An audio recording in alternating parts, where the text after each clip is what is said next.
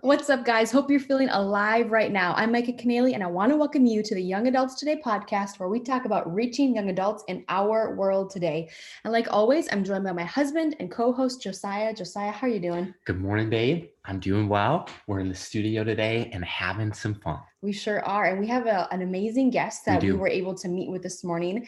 Do you just want to welcome them to the show first and foremost? For sure. I just want to say good morning. At the time that we're recording, Paul Angone joins us. I'll introduce him in just a second. But Paul, how are you? I'm doing great. Thanks for having me on today, guys. Of course. Absolutely. In today's episode, we're going to dive into a conversation really geared at millennials and Generation Z. So if you're leading a ministry, this is going to help you be more effective, as well as if you're trying to understand this generation of young people today. I think you'll find this to be a helpful resource. And lastly, this is really going to be focused on getting unstuck and owning your defining decade. A little bit about our guest. Paul Angone is the best-selling author of a number of books, including his most recent 25 Lies Twentysomethings Need to Stop Believing, How to Get Unstuck and Own Your Defining Decade. Can I get an amen? That's right. Amen is right. Come on, somebody. Paul obviously is a nationally known keynote speaker, works with colleges, universities, corporations, and companies. He does a lot of organizational consulting and training on millennials and Generation Z. And lastly, he's a frequent speaker on these generations, has done hundreds of episodes like this one. So we're really grateful for your time today, Paul.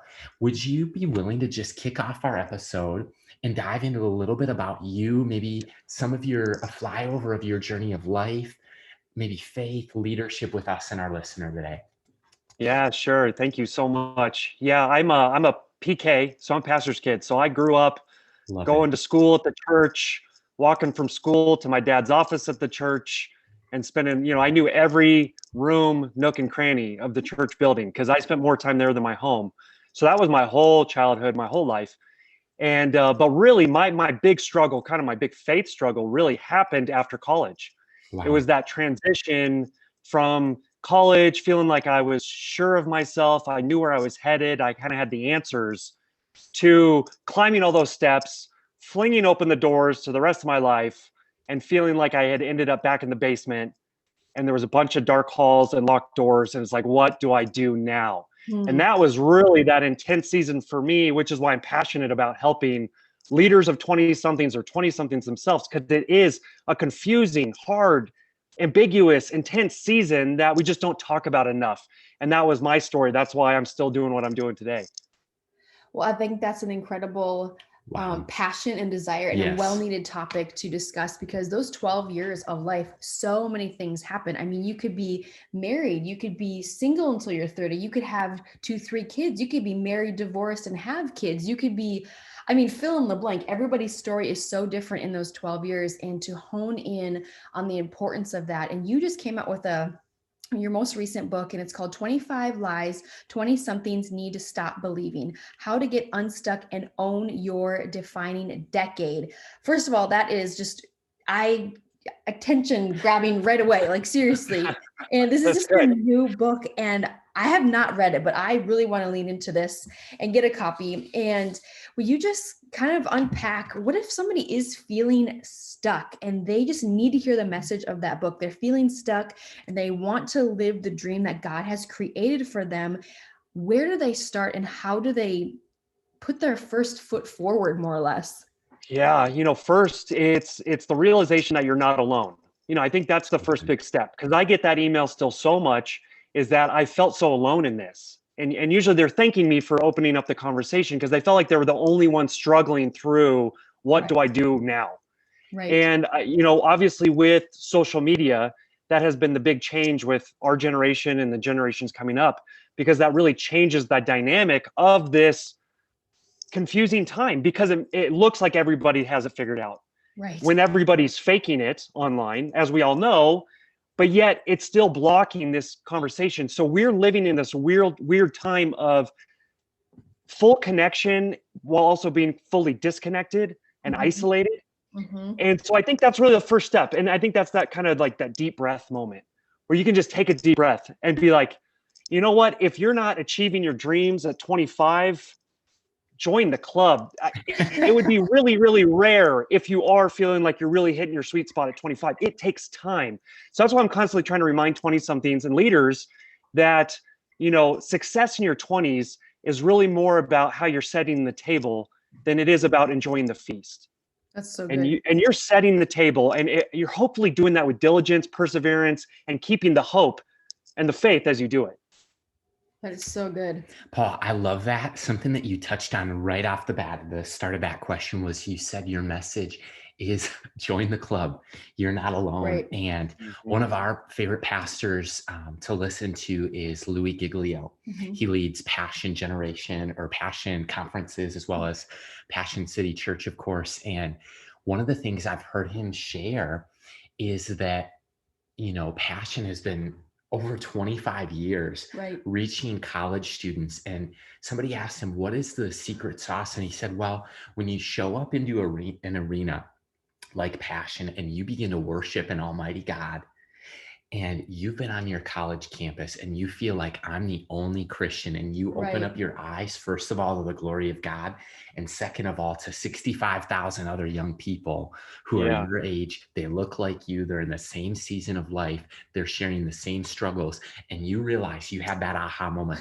I'm not alone. And that's part of the message of young adults today is we want to provide rallying points that are catalytic for leaders, relationships and conversations, as well as resources. And I think that you also touched on it so well, that we really live in a world with social media. This is a huge component, but comparison is so common. Right. Yeah. And you write, actually, I caught this, and it just says that with social media comparison, you call it OCD, or obsessive comparison disorder. And I just want to ask you and lean into this for a second, because I want to know, because I think the listener would like to ask you this question: how can people live lives that are free from the dangerous, slippery slope of the trap of comparison? Yeah, it's, you know, to put it in perspective, you know, you used to have to go to your like 10-year reunion, right? High school, college, and you looked everybody up and down, and that you just had to fake it for one night. Yep. You know, rent a BMW, rent a wife and some kids, like do whatever, get a toupee, like lose some weight, whatever it took. Just fake it for one night that you're this huge success. And then you could go back home living on your parents' couch and, you know, doing whatever you were doing before. Now that same dynamic is taking place every single day with every single post. We're trying to all fake it that we're doing much better than we are. And so then that creates this dangerous comparison game where you could be feeling great. You could be feeling like, yeah, this was a good day. And then you're at the grocery store, you're waiting in line, you jump on your phone because that's what everybody does, because we can't take a moment of just awkwardness without pulling our phone out. And then all of a sudden you're looking at all the highlight reels of everybody else. They're PR spins, I say. You know, everybody's putting their PR spins on their own life. We're all our own PR agents now. And then all of a sudden you're feeling depressed. You're feeling anxious. You're grabbing the, you know, the pound bag of M&Ms and you're cracking open the corner in line and you're just down in it. Because it feels like, you know, you're not successful, you're failing, all these things. So that's where that we've always compared ourselves, right? Generation after generation, we've always compared ourselves, but now we're doing it at such an instant. And then also this illusion, all the filters. I mean, it's this filtered comparison that's taking place. And it is really, really dangerous. Yeah, it's crazy. It sounds like the social media is a Band-Aid. It's a Band-Aid to our soul. It's a Band-Aid to our life. It is, you know, it makes it look like we have it all together when we don't. You know what I mean? I was on Instagram and I was looking at all these filters and I'm like, oh my gosh, like I put a filter, I'm like, that doesn't even look like me. I'm like, are you kidding me? If they saw me walking down the street, they'd be like, that is not the same person, you know? Well, so and that to interrupt, you know, and some of the dangerous, I mean, you can take this to dangerous levels. I mean, the increase in anxiety, depression, suicide, but even the extreme cases of people getting face work done to match their filtered images of what you just said, because they don't look like what they do online and they want to look like what they do online. So we're getting facelifts to match our filters. Yep. And it's like, where does this stop? You know, and I think that goes into another OCD that I talk about, is obsessive connection disorder. And it goes in with obsessive comparison disorder because we're all addicted to constantly being connected. Right. So again, it's every moment. We don't even realize we're doing it most of the time. And I know I've been this person, and maybe you guys have met with these people. I'm sure the leaders are leading a lot of these kind of people too, where the person's on their phone all the time and they don't even really know they're on their phone. Right. They might be right there in front of you. And I don't think they even consciously realize it, because we're all so addicted to being constantly connected. So you throw in constant connection, constant comparison, and it's just 7, 8, 9 hours a day. I mean, put the filter on your phone that shows you, and it's alarming, right? Mm-hmm. It always seems like it's wrong when I do it on my phone. I'm like, that must be off. This technology is broken. I haven't been on my phone 10 hours today. But I mean, that is what is really changing and weighing in on this generation, I think, more than anything. Right. And I always think of this is what I've said to Josiah. I'm like, when we're on a date or whatever, and he has his phone, I'm like, put your baby blanket away. Put your security blanket away. And that's what my fear is. We just had our first daughter, and I'm like, iPhones are the security blanket of the next generation, or of the current generation. Yeah. And I'm like you said, we can't stand in line and talk to somebody behind us or in front of us, because then all of a sudden we have an agenda, and then we're comparing, stories with them, but we'd rather be on our phone. So we feel like we're connected to something. And like you said, that's a form of the OCD that you, described in both those things. And like Josiah said, it's a dangerous, slippery slope. And we work with a lot of 20-year-olds, and we see a lot of individuals who are insecure. They may be living with mom and dad. They may not have their first job. They may be struggling in school. They may not look like the filter they want to look like all those different things when it comes to comparison. But why are so many 20-year-olds from this generation so insecure? And is there a difference from past generations? Yeah, it's a good question. And, and I talk a lot about this in my new book, the 25 Lies, 20-somethings Need to Stop Believing, because that's what I'm basically breaking down, is a lot of these lies of insecurity and fear and failure and kind of these mental mindset things and purpose and faith, because that is holding us back. And a lie is not powerful in holding us back until we bought into it and we don't realize it's a lie. We think it's a truth. Right. So things we've even touched on, I think this generation is struggling with failure, because it doesn't look like anyone is failing. So when we fail, we call ourselves a failure, and then we don't post for 3 months, because what do I have to post about? I don't want to show people that. And so we really have that all wrong. And I know we talk about this a lot, but I've mentioned before that the possibility for greatness and embarrassment, they both exist in the same space. So you can't really do anything great if you're not willing to be embarrassed in the process. Right. So we as leaders, or we as a generation, need to be more willing to embarrass ourselves. And then also, again, take those deep breaths of, it's fine if I haven't made it. And I think that's somewhere that insecurity comes from. We haven't made our dream life happen yet, whatever that expectation was. Again, that's normal. And I don't think we're ever supposed to make it, because if you make it, where do you go from there? If you climb to the top of the mountain, you don't stay there for very long. You stay for a few minutes, you look at the view, then you go on to the next climb, right? We're never really supposed to make it. So if you feel like you haven't made it, that's good. That's healthy. That means you're learning, you're trying, you're persevering. But I think a lot of those insecurities can come from many different factors. But I think that fear of embarrassment, that fear of failure, and feeling like I haven't made it. So that's one of the lies I talk about. One of the lies is I haven't made it. I've missed my chance. Right. And so I break down that lie and say and tell them stories of people that thought the same thing, and now here they are now, success stories. Right. Paul, that's so helpful for the listener to hear, and for us to hear and be reminded that we're not a failure, and to really reevaluate what is failure and what is success. Right. And I think that one of the things when we talk about young people or use the terms like millennials and Generation Z, I think it's helpful to just quickly define that and realize that we're living in a time span where there are 6 unique generations living today. And I pulled this up from Barna Group, that elders are the first generation. They're currently born before 1946. So as 2021, we're recording this, they're 75 and above. Boomers were born between 1946 and 1964. Their age is 57 to 75. Gen X was born 1965 to 1983. So their age is 38 to 56. Millennials were born in 1984 through 1998, which is currently ages 23 through 37. Mm-hmm. Generation Z was born 1999 through 2015. So they're really ages 6 through 22. And now the 5 and under is being called by social scientists, usually the alpha generation. And so I just really quickly wanted to touch on that. And one of the things that's interesting is I think so many people say like, oh, those millennials. Yeah. But really, millennials are not teenagers. They're not in middle school, high school, or college. We're like in our mid-30s already. Right. They're 23 through 37. So they're quickly becoming the brunt of the working force.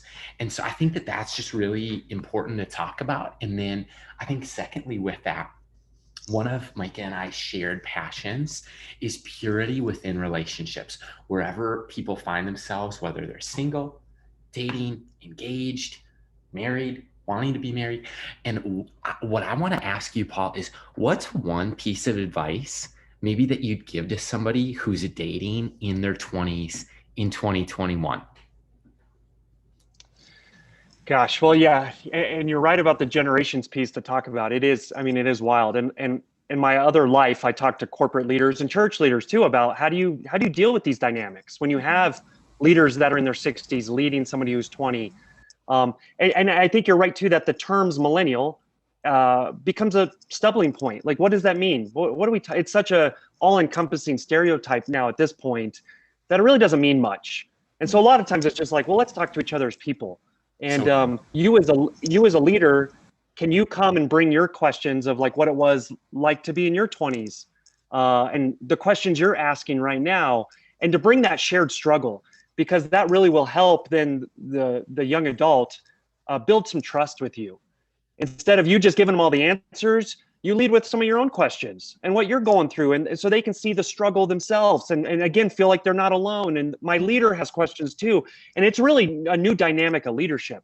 You know, that wasn't leadership 30 years ago. It was a leader has no faults or problems, but we've seen that transform. Right. So to touch on that, and then to go to your relationship question, to quickly just switch over. You know, I write in the new book, the Lies book, I talk about a lie of that I think a lie is all you need is love. You know, it's a famous Beatles song, all you need is love. And we kind of shout this anthem of love. So I say that's a lie. And I break that down, you know, and I'm not against love, but I break down some of the other factors and the other important pieces that go, like we use I love you as the barometer of relationship seriousness, right? Like that's been around for a long time. Like, are you going to tell them the L word? Are you going to tell them that you love them? Like if you watch The Bachelor, if you're crazy enough to watch The Bachelor, my wife got me sucked into one season. I'll admit, you know, we watched one season, and it's just watching this train wreck happen over and over again. But they're all leading up to telling each other that they love them, and like that means something. And he's saying it to 5 other girls, you know, and it's like, what is this? What does this mean? So in the book, I break down some other things, like instead of thinking, can I tell this person I love them? Can you tell this person I trust you? Like I trust you with my life. Well, that has a different meaning. That has a different connotation. Like literally you're in a bunker with this person. There's bullets flying over your head. Are you going to trust this person to stay there and watch your back?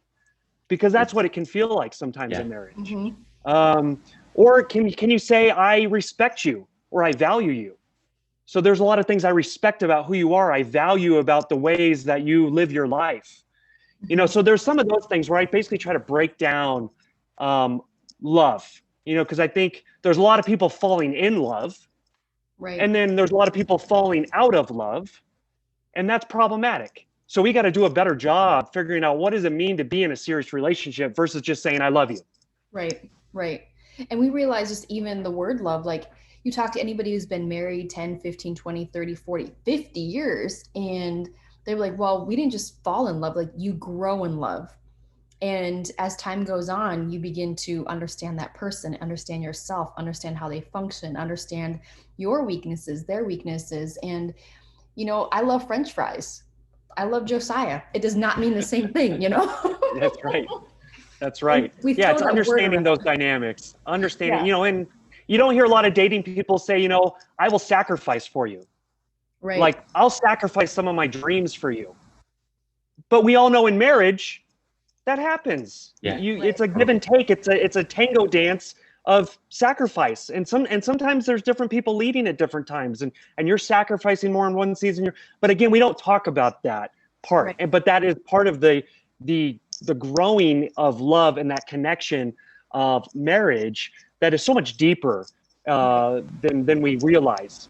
Right, absolutely. And we know that another point of contention that can be in a future marriage or maybe in a current relationship is the process of money management and finances, and it's huge. Anything from debt to student loans, credit cards, mortgages. If you could just share briefly on that, what are your thoughts on those different, I don't know, terms and decisions that people in their 20s, maybe early 30s make? Why is it so important that they understand the concept of money management, debt, student loans, credit cards, mortgages? Like, do you have any insight on that for the listener today? Yeah, I mean, in the dynamic of relationships, first of all, it's an important conversation to have, because then it goes back down to values. Mm-hmm. So what are your top 5, I would say, soul values? And I would say this for an individual or in a relationship, like, we need to write those down. And you write down number 1, like, this is the number 1 value, number 2, number 3, because I think if you start there, then you have a base point for now where I can make my decisions for. So if you have a value for, well, I want to start my own business someday, like, that's a key value. I want to be an entrepreneur. I want to be creative. That is a value. Mm-hmm. Well, then that factors into your money decisions. Yeah. So if that's going to be a key value of yours, well, then you're going to have to make some sacrifices as you build it.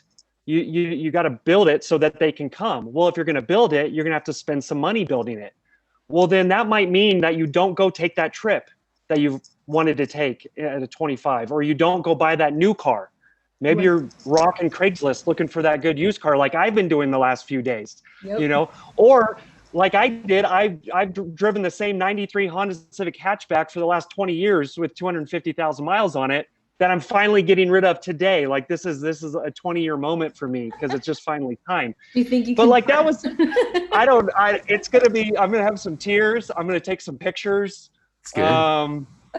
But but that was kind of one of those things for me. Like, I don't need a new car. Like, I'm an author. I don't need to impress anybody. I'm not taking them out on real estate deals. Like, if you need a nice car for your business, I get it. I didn't. So it was one thing that I was willing to sacrifice. Right. So I think we got to start even lower. Start with our motivation and with our values, and so that we know, okay, I'm making this sacrifice for a reason. Mm-hmm. And then even in relationship, can you do that together? So that you understand, because if one person values security and one person values risk, well, that's going to funnel down into some money issues as well. So you got to talk through that and figure out a plan, or there's going to be some rocky waves as you navigate those two values that aren't bad. They're just conflicting, or can be. Yes. Oh my gosh. I think that, I think it was our financial advisor said, like, when we first got married, we met with them, and he said, hey, you know what, you guys are in a good position, but one of the things I'd really encourage you to think about is the idea that you're going to start having competing values. You called it conflicting values. Yeah. And what it looks like is, well, you want to start a family, and you want to launch maybe a nonprofit ministry. You want to buy a house. You want to buy a house, and you want to, like you said, keep your car up to date, or just travel. Yeah. And all of a sudden, our limited resources really dictate the idea that we need to make tough decisions and prioritize our values of really what's most important if we want to live our lives for the things that matter most. Mm-hmm. And I think that one of the things that we love to do is just get to know our guests better, get to know what they value. Mm-hmm. And it's been such a fun conversation already, Paul, but we want to take it one step deeper if you're willing. Of course, let's go. Okay, so what we like to do is something called the final thoughts, 5 questions in 5 minutes. And for the first 2 questions, they're totally random. Micah actually has a stack of randomly generated questions. So we don't know which one we're going to pick. You don't know which one we're going to pick. And our listener, this keeps everyone on our toes. Yeah. And are you okay with that, Paul? I'm great. Let's do it. All right. Question number 1. Should I kick it off? Yeah, go ahead. Okay. Paul, what is the longest unmet goal in your life, And what are you willing to start doing today to reach that unmet goal? Oh gosh, unmet goal that I have not met. For me, it's just continuation and ongoing goals, to where I'm not feeling like I have to have this set timeline where I have to reach this goal at set time. And if I don't, I'm a failure again. And I think timelines can be great, and I'm all for goals, but I give myself hopefully some space to breathe in that. And so it's just a continuation. Like my lifelong goal was to get a book published. Like that was my goal for a long time. And it took me a long time. If anybody knows the story, it took me 10 years of rejection and failure and publishers turning me down and the whole story.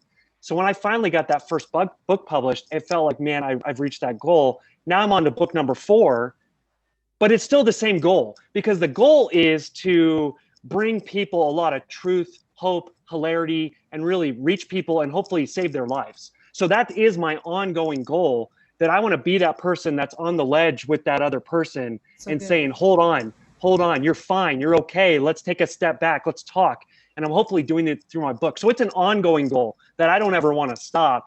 And I want to keep reaching people around the world with that message.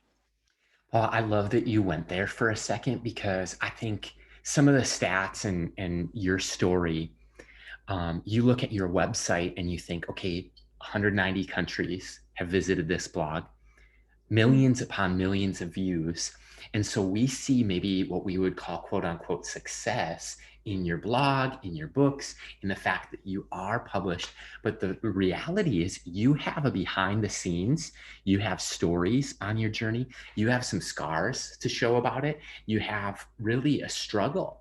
And so I love that you went there for a second with just transparency, vulnerability, honesty. And the second question, if I can follow that up, is just for the person who is blogging. Mike and I love to blog.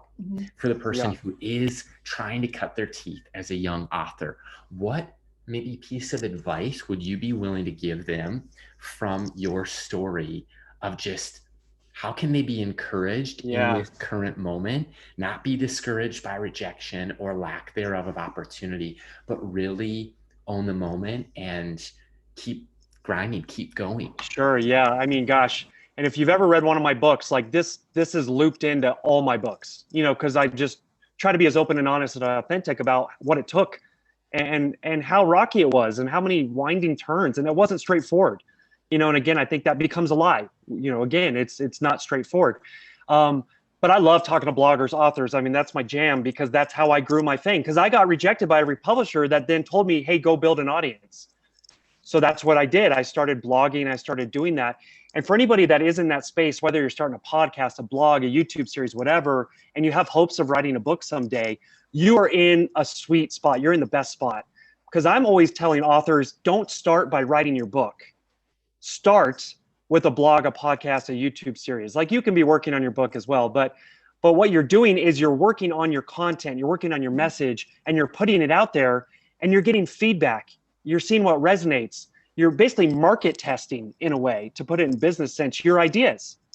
And that's such a valuable experience. So even if you're not getting a ton of traffic, you can't get anybody, your mom, to read your blog, and she's leaving, lengthy comments, which you're like, Mom, please just don't, you can read it, just don't leave a long comment. I've been there, that's part of the process. Again, that's part of the process. So just know, again, that's most people's story.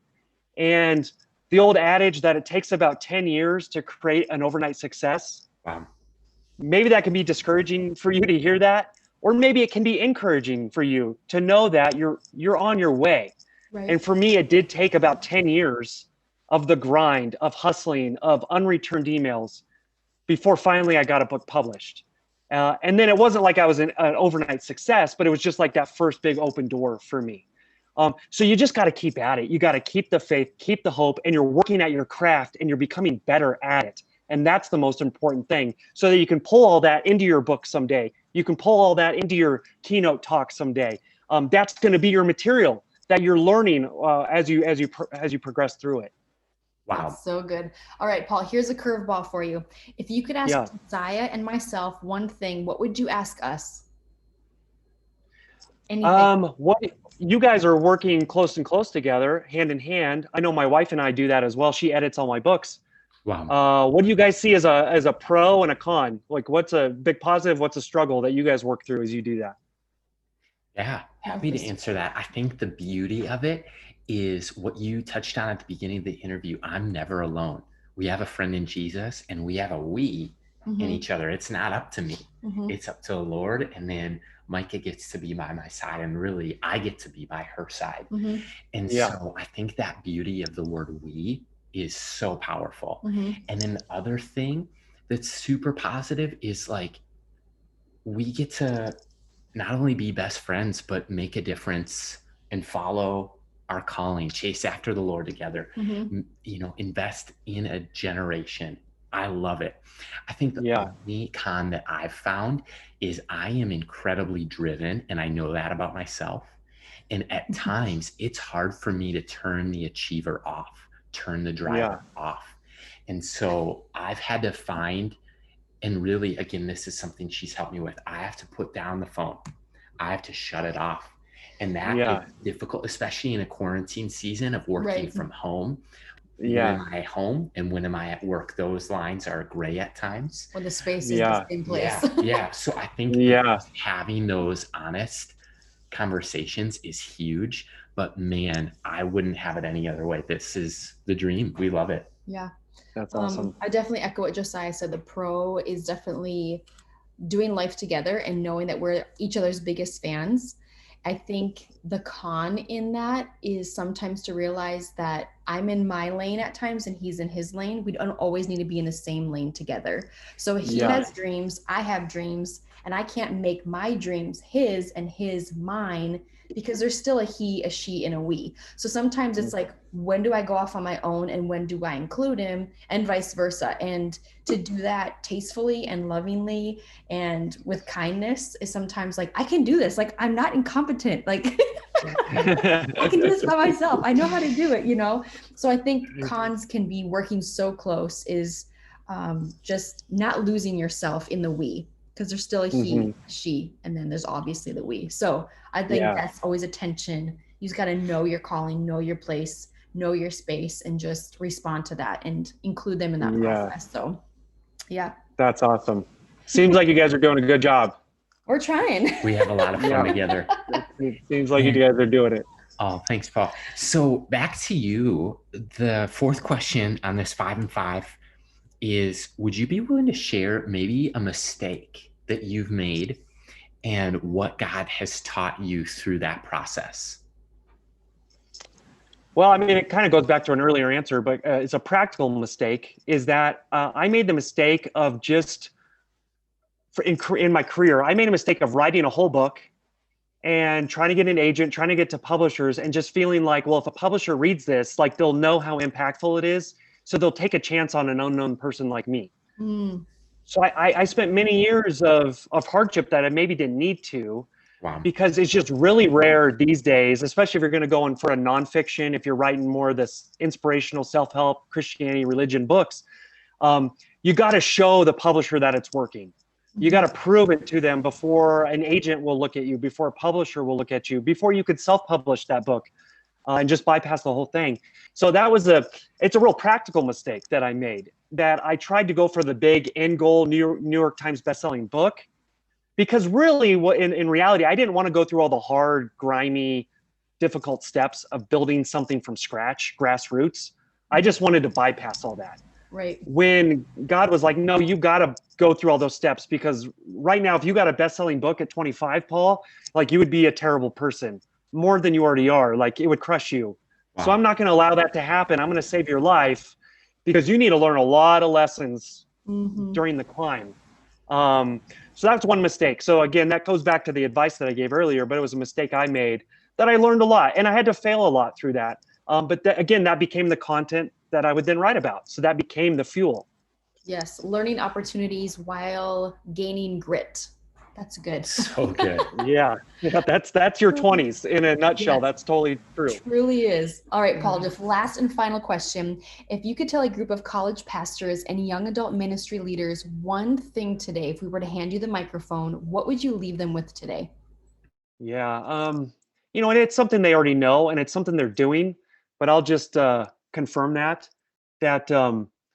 we don't connect over our pretend perfection. We connect over our shared struggle.